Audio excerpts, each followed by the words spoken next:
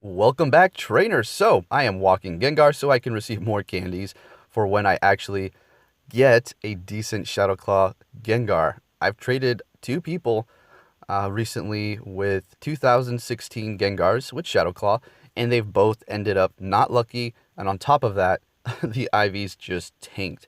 Now, say if their attack was like 11 or 12, 13 even, and everything else was like 4 or 5, I would still max them out, but their attack IV just completely tanks, so it's very devastating.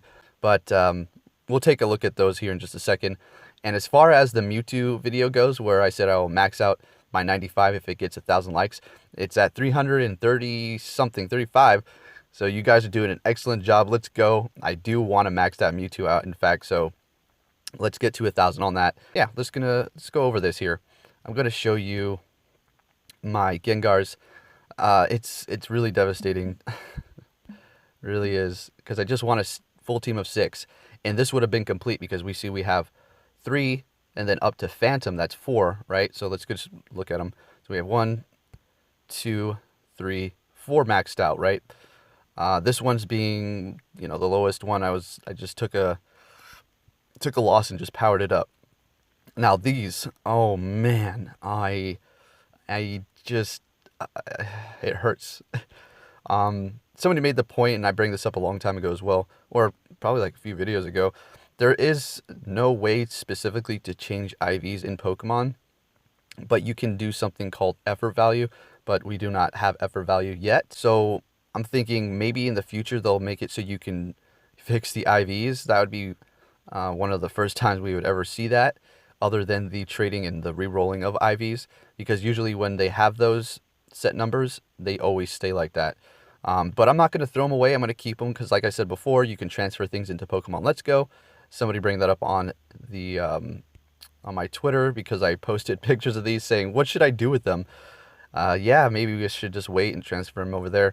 But it's not like it's going to be cool to have it, but it's not like Pokemon Go. Shadow Claw is going to be probably okay, but it's nothing special on a turn-based game like that. Anyways, so yeah, there's my devastation. I do have this Gengar here with Hex. It is 100, but the funny thing is this 100 right here, and what is it? Not that one. This one right here. They're both doing the same damage. Actually, this one is doing more. All right, this is only at 44%, and the reason why is because it does have Shadow Claw. So that is why it's so good, outperforming a Hex 100 at the same level. All right, so, and you're thinking to yourself, well, why don't you just power it up anyway? Because that is quite the investment. I wanted a lucky one. It's half the dust, and even if it was 10, I mean, the IVs weren't going to be completely horrible. It'd have to be above 69% IV, right? So I'm just going to have to keep going. I have a few more people that want to trade me Shadow Claws, so we'll just have to see where that goes. Hopefully, I can get better luck. Oh, it's so sad, because this would have been the complete team. Now, Mewtwo. And then we're going to go over why you may want these. So at the moment, what would be the point of having a full team of Mewtwo, other than just having a fun team of 6 Mewtwo? You don't really need them currently. You need 3 or 4 at the max. If you're going into a Mewtwo raid, I suppose, if it had Confusion and like Psychic, or Confusion and Focus Blast, Mewtwo is one of the best counters. I would say the best counter to go up against a Mewtwo EX raid. But we're going to be seeing a new Pokemon named Giratina in the future, which is a Ghost and Dragon type. Highly defensive and an amazing looking Pokemon. It should be dropping alongside with Palkia and Dalgia, both dragons as well. One is Dragon and Water, and the other is Dragon and Steel type. So I'm really excited for those. And you know how Niantic likes to do that. As soon as they drop a new generation of Pokemon, they tend to release a raid boss, like a legendary, right when they are as well. So look forward to that. As far as when Gen 4 is coming out, it's probably that whole leak. Let's just say scratch that, okay? Yeah, let's just scratch that. Don't look forward to any sort of Gen 4 coming anytime soon. And whenever we get it, we get it. Yeah, we hyped it up a bit, but that's just what it is, you know. Some news came out and we jumped on top of it. Yeah, you know. So just gonna be patient and see what happens. Okay, now the other reason why you may want some Mewtwo's powered up is for the Machamp raids, although you can do it with many, many other Pokemon. This is a fairly strong raid boss, but it's a fun one. It's not to the point where it's ridiculous, and it's not super easy as well. If you mess around too much, you might lose. So that's why this one is just perfect. I don't know how much longer they're going to be raid bosses because they've been here for some time. It's just almost as if Niantic is literally telling you, yeah, Machamp is one of the most valuable Pokemon in the game. That's why it's still raid boss, and we're still letting you guys catch it there. So yeah, Mewtwo's and Machamp. You want about 3 of them. This one has Heavy Slam, and you'll see how many times I dodge, a few times here. If you do not dodge with Heavy Slam or Dynamic Punch, you're probably going to need about 4 Mewtwo's. Almost 5, depending on how many times it spams it. But usually it's just going to be 3, okay? As you will see here. Confusion and Psychic. Shadow Ball is okay. Say you don't want to change your moves up because, well, you know how Mewtwo has a decent move pool, right? And if you're low on charge TMs, it might not be in your best interest to try to get Psychic because what will happen if you go back and forth between Hyper Beam and Focus Blast, and then bingo, you run out of charge TMs and then you're stuck with Hyper Beam. Yeah, so if you're on one of those, just, you know, I kind of keep it neutral. I have 3 Psychics and 3 Shadow Balls.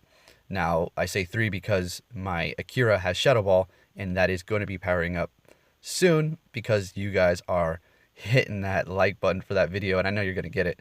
And let me tell you a little secret. It's a tie-in with the Team Rocket videos, so please get it to 1,000 because we need to, literally. Don't want to give too much away. And let's talk about that really quick. Not to get too much off topic here, but the whole Team Rocket videos, I hope you guys are enjoying that. Thought I'd do a little fun twist, you know? Nobody else is doing that kind of stuff for Pokemon. I've always, you know, tried to make this game fun and interesting by coming up with my own random ideas. And this is my own story. It's not from the games or the anime. I'm going off a random storyline here. It's following the general idea of the police trying to hunt down Team Rocket and Team Rocket defending him and all that stuff, and the Mewtwo clones behind the scene if you read the descriptions. But I'm kind of just going off my own narrative here and making my own plot. So look forward to the end. There will be a conclusion. If you do not know by now, Red is involved with the first episode and has joined Team Rocket. And then the second episode is basically some Team Rockets looking for Giovanni, who are extremely loyal to him, and they're trying to prove his worth and maybe have him catch wind of what they've accomplished. And the third episode is Red and a few extremely strong trainers stalling the cops and doing the Reggie Trio, and then some more cops infiltrate, and then those gym battles afterwards. They have to continue to stall them to get the Mewtwo clones out of the facility. Yes, multiple Mewtwo clones. There will be a conclusion with Red, Giovanni, and the Mewtwo's in the end. How many episodes? We'll just have to wait and see. So it's basically a fun way to introduce trios and fun raid battles, just challenges that I'm doing. Instead of just simply uploading raid battles or gym battles, this is a good little twist, and there's some sort of meaning behind it instead of just randomness to it. All of those videos are fine as well, right? Now, let's go on to take a look at some trades and see if I can get lucky here. Now, I'm going to trade a shiny Kyogre, and then somebody else right here, this guy, we're going to trade a shiny Kyogre for shiny Kyogre. Let's see what happens. Are we going to get lucky? Are we going to get a lucky Kyogre? Or are the Ivies going to tank? Like the Gengars. All right, so doing the mischievous. We're just doing a couple junk trades first. I'm not going to put them all in, just for a warm-up because, well, this is a shiny Kyogre. Now, it's the worst one I have, so it wasn't so bad to trade it. I'm going to put up the IVs here, and then I'm going to put up the IVs once we're done trading. Now, let's see if we get a lucky one. Come on, let's go. Fingers crossed, because, whew, yeah, I would definitely power this up if I get a lucky. Come on, what are we going to get? Show me the money.